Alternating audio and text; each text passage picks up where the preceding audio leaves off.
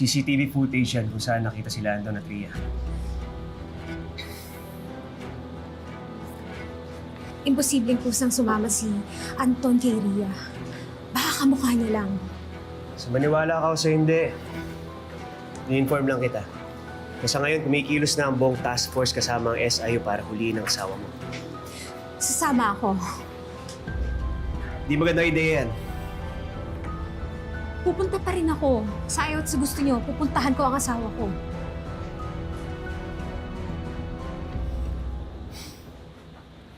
Fine. Magagamit ka namin para ma-identify si Anton Rosales. Kung sakali magkakaroon ng gulo, ikaw ang papakausap namin sa kanya. Papatid kita sa kasama ko. Ganda na ng gamit. Get the team ready. Nagiging high profile na itong kasong to. Kaya nagkaroon tayo ng additional resources para magbuo ng task force kasama ang SIU. Mahilap si Anton Rosales, pero may clearance na tayo sa Palawan. Get ready. Yes, sir.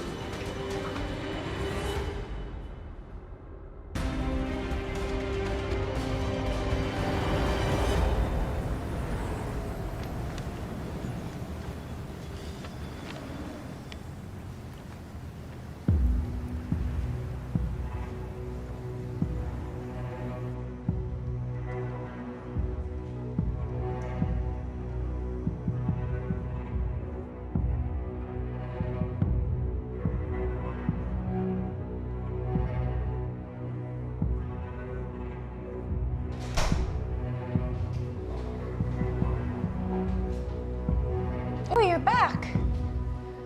With merienda! Thank you! Mag-order pa sana ako. Yes! Ano nangyayari? Anong ginagawa mo? Iba kasi kung makatitig sa akin ng receptionist kanina. Lumabas ka na pala? Sana sinama mo man lang ako. Ito talaga, pero thank you na rin sa dala mo. Tara, let's share. Hindi ka ba nakikinig sa akin, Rhea? Iba kung makatingin sa akin yung receptionist kanina. Are you sure? Baka naman napapraning ka lang. Rhea, hindi ako tanga. Oo, bilib ako sa diskarte mo. Pero dito, sigurado ako sa kutob ko. Okay, sige. Dito ka na lang sa room, tapos ako na yung mag-observe sa kanila sa labas, okay?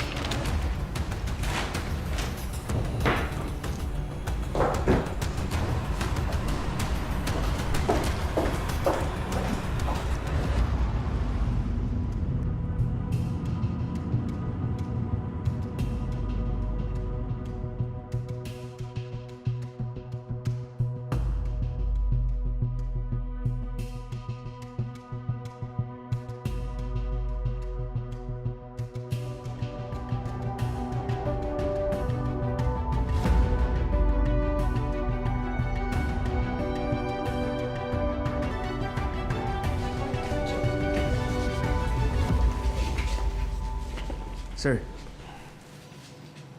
ba't nandito sila? We had to inform all the local authorities para maiwasan natin ang misencounter. Sa dami ng pulis, mahahalata na tayong target niyan. Are you insinuating ba na wala akong alam sa pagpapatakbo ng operation?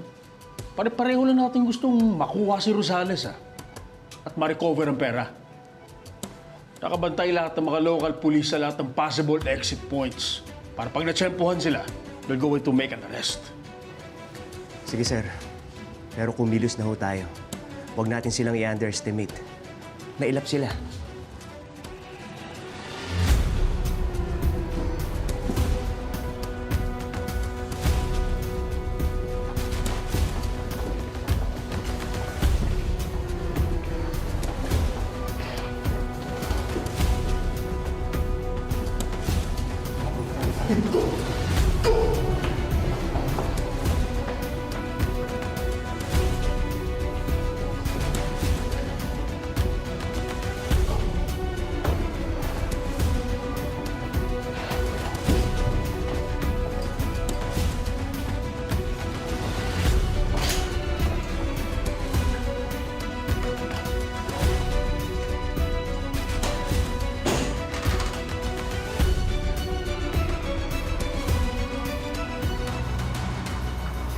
Rosales, you're under arrest!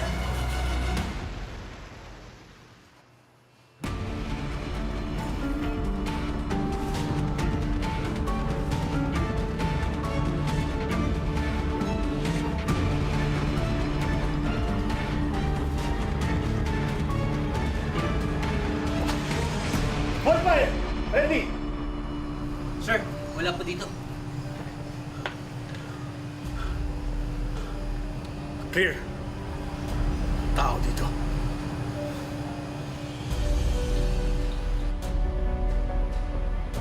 Falcon 4 and 5, go around.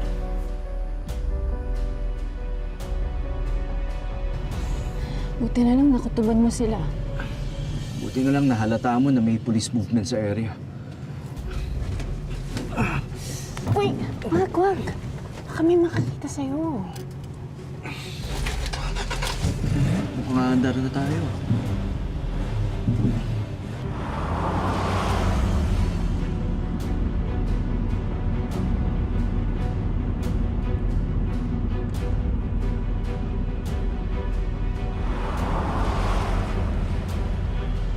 Boss Chief, magandang umaga. Gandang umaga din. Silipin mo yung karga ko? Di na siguro. Okay na yan. Sige, larga mo na. Salamat.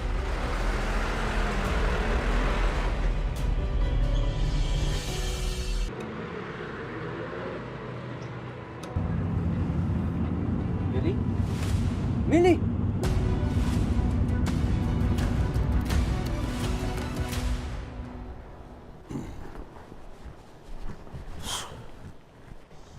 Sir, sinasabi ko na sa inyo, palagi nating minamaliit yung target natin, kaya palagi na lang tayo nalulusutan. Hindi kaya natunugan nila yung pagdating natin? O baka naman may leak sa department nyo? Ikaw itong may kasamang sibilyan. Sir, sinama ko siya in case na kailangan natin ng assistance. Sigurado ka ba? Yun lang? Ano ang gusto niyong palabasin? Masyado kang malapit sa kaso, Enriquez. Why don't you take a break? And we'll take it all from here. At bukas ng umaga, magmi-meeting na lang kami ng task force.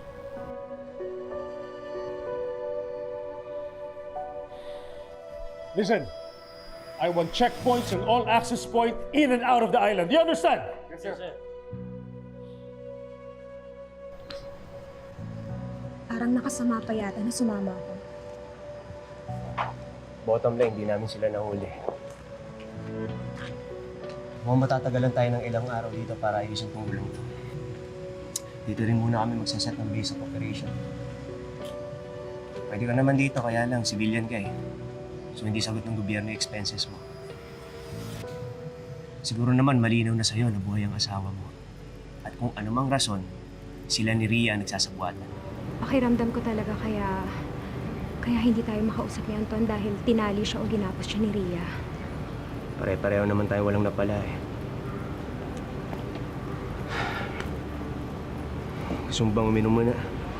Patanggal stress lang.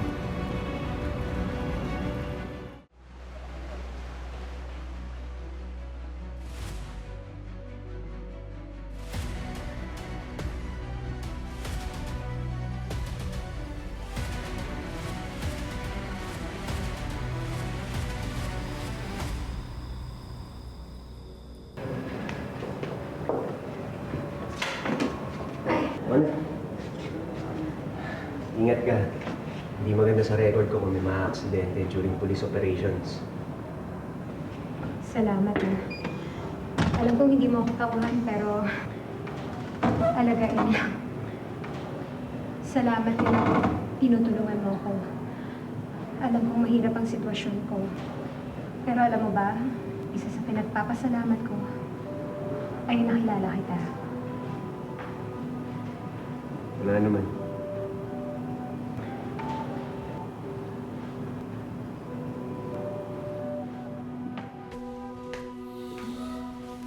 Sige, good night.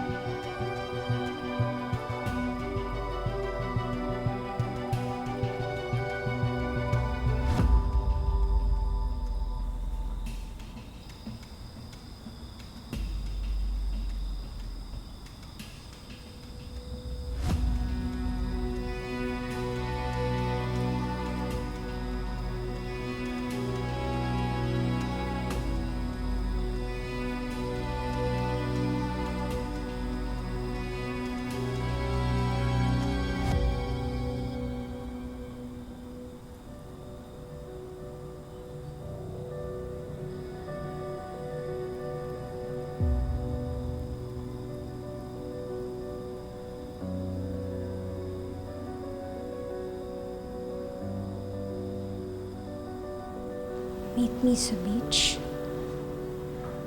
Sulat ni Anton to ah.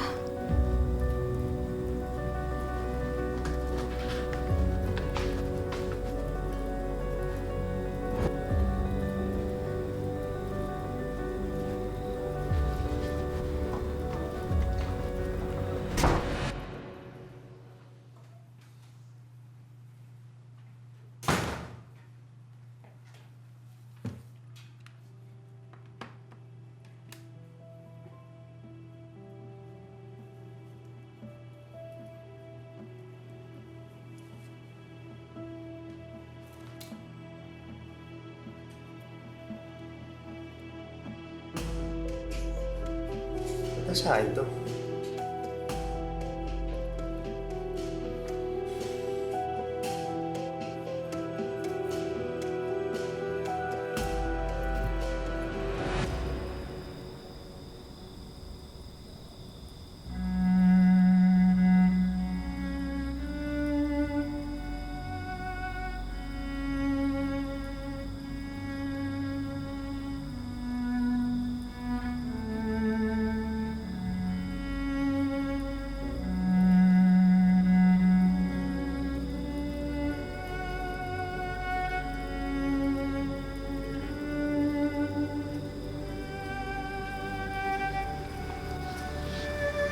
Melly,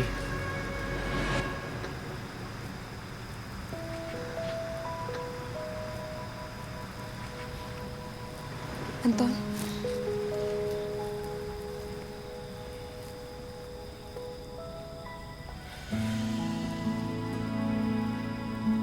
Anton?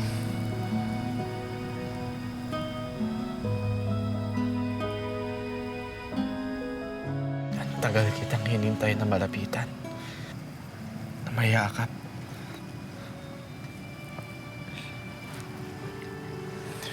Mahal na mahal kita. Mahal na mahal kita.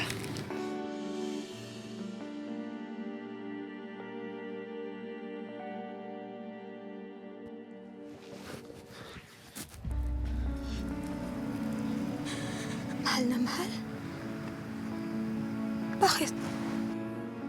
All this time, buhay ka? All this time, nandito ka lang? Bakit? Bakit? Bakit kayo ka lang? Bakit mo rin na sinabi? Ha? Alam mo ba, tagal kong nag-antay sa'yo. Alam mo ba, nagtiis ako. Ilang araw ako nag-iisip sa'yo. Ilang gabing hindi ako makatulog. Kakaisip ko kung ano yung kalagayan mo. Kung buhay ka pa. Kung pwede ba tayo magsama ko. Pwede buhay ka pa. Bakit? Bakit? Bakit hindi ka nagpaparamdam? Bakit? Bakit ngayon lang? Baka nandito ka lang pala? Melly. Melly, I'm sorry. Patawarin mo ako. Please. Alam mo ba, ang dami kong tiniis, Anton. Kakahanap sa'yo. Kakahintay. Bakit hindi mo man pinaalam sa akin? Ha? Bakit hindi mo pinaalam sa akin na buhay ka? Na nandito ka lang pala. Kailangan talaga malaman ko pa sa ibang tao na buhay ka. Kailangan talaga sumunod pa ako dito para malaman ko lang kung ano yung kalagayan mo. Melly. May nangyari sa akin. Nung gabing mawala ako, may taong umatake sa akin.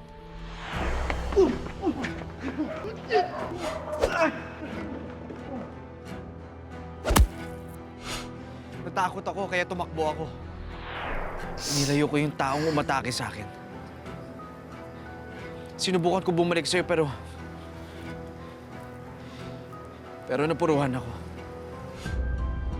Nung nagising ako, mahina pa yung katawan ko.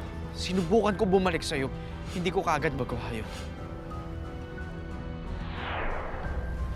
Pero nung bumalik ang lakas ng katawan ko, huli na ang lahat.